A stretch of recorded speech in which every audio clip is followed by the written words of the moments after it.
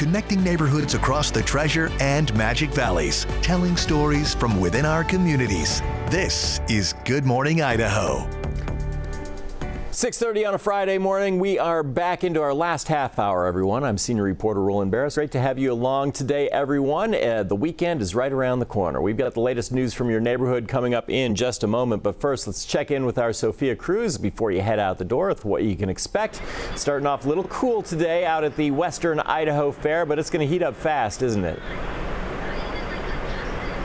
Yeah, we've got triple digits this afternoon, and what they're actually doing to help keep the animals cool.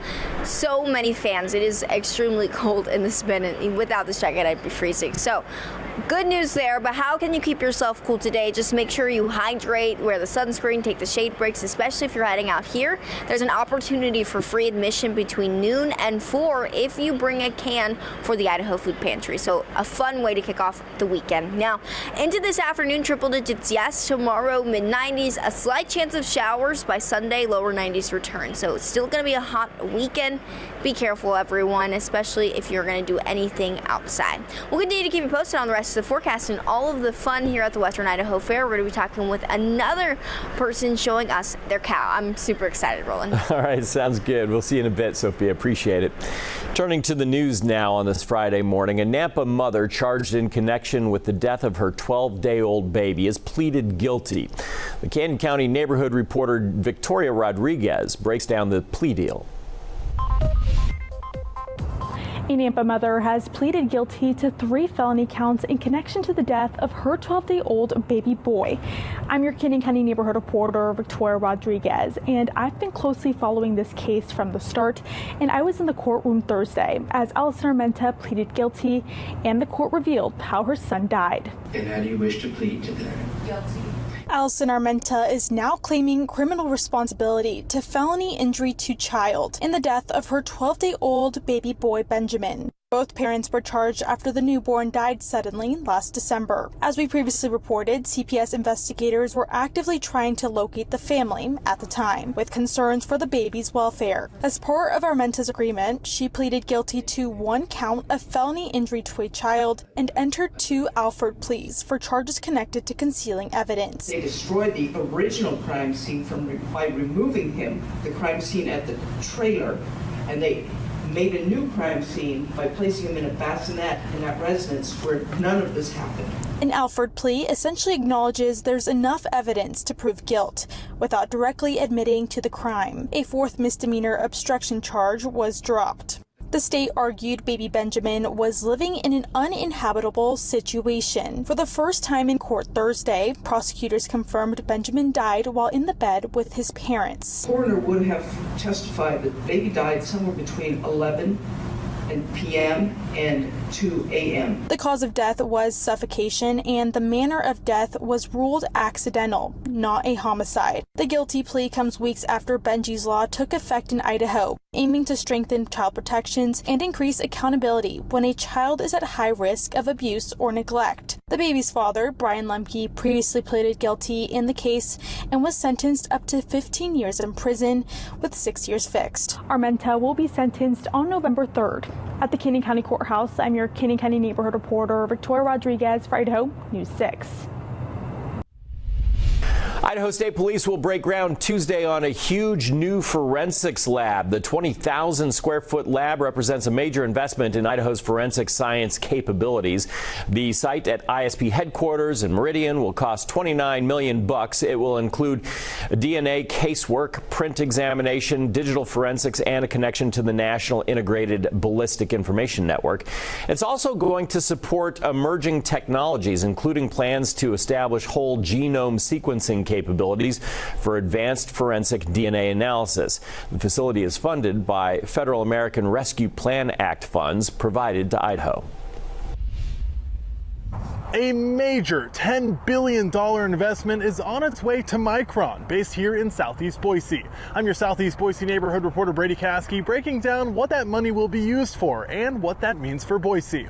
Boise was already on the map, and that type of multi-billion-dollar investment in the Treasure Valley is just going to continue the growth trajectory of the state. Micron plans to invest $10 billion over the next 10 years in building Micron Research Labs, a dedicated memory research hub that will be the first of its kind in the U.S. This is a win for Boise because it places Boise. It places our universities, our apprenticeships, our College of Western Idaho, our people at the center of what will be globally memory innovation. Micron says this new flagship campus in Boise will support researchers working with teams across the globe to advance AI and semiconductor technology. The groundbreaking for the state-of-the-art research lab is slated for sometime in 2027. The Idaho Transportation Department will close the eastbound on-ramp at the I-84 Garrity interchange starting tonight at 9, and that closure is going to last until Monday morning at 5. So motorists will instead be detoured to I-84 at Franklin Boulevard interchange in Nampa, and crews are doing some repaving that ITD says will help roadways achieve their full lifespan. All work is weather dependent and may be rescheduled. Drivers are encouraged to plan extra time when traveling through the area at night and to check 511. The Twin Falls School District is kicking off another year with a major focus on keeping students safe. Roughly 9,000 students headed back to class on Thursday. This year, every single school in the district has dedicated protection. 7 school resource officers from the Twin Falls Police Department are patrolling middle and high schools, and all 9 elementary schools have an armed security guard on campus. At Sawtooth Elementary, that guard is Charles Tatesmuth. He says he wants to use his decades of experience to protect the little ones. I was an anti-terrorism agent for 30 years. I have a set of skills that's pretty unique, and I needed something to do after I retired.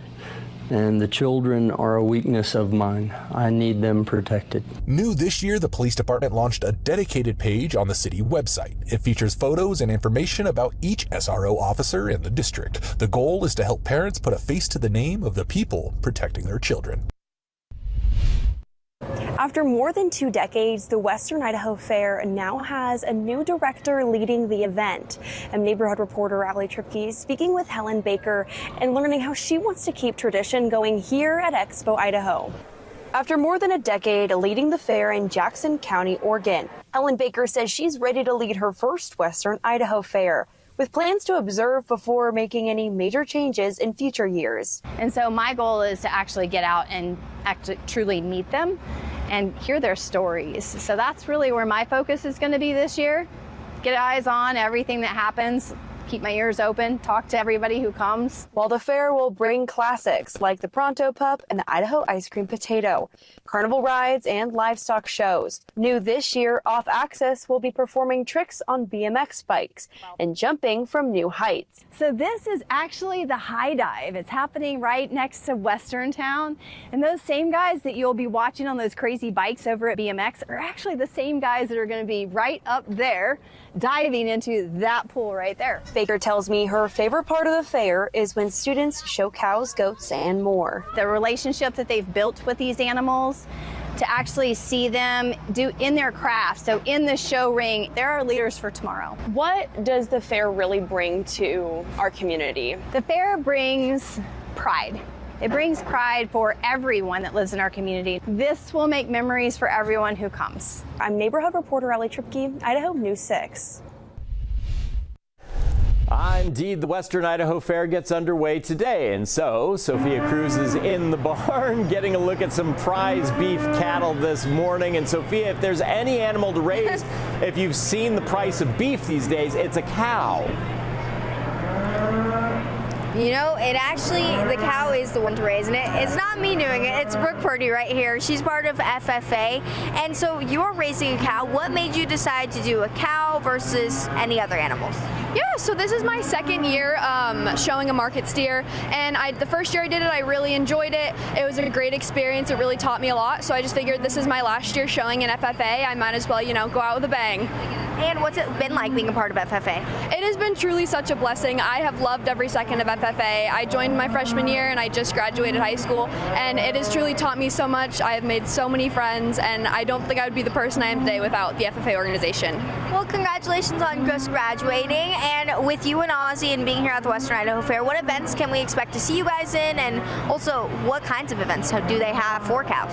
Yeah, so I will be showing on Sunday, and then there's 2 different classes that I'll be showing in. There's showmanship, where they're judging essentially the showman skills on how they can show that animal, how they can present that animal, and kind of their knowledge of the animal. And then I'll be showing in quality, which is where they are judging the structure of the animal, their build, their strength, all that.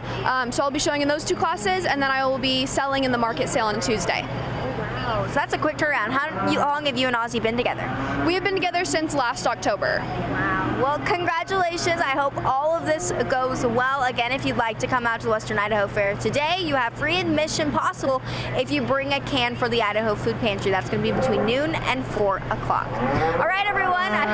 Well, he's already signing off for us, it looks like. I hope you guys are having a good start to the morning. Roland, having a cow would definitely be an alarm clock in the morning. Yeah, don't have a cow, man. All right, thanks very much, Sophia. Appreciate it. Idaho News 6 Day at the Fair is next Wednesday, we should mention, August 26th, and our neighborhood reporters will be at our booth all day long. So you can come on out, say hi, have a great time with us at the Western Idaho Fair.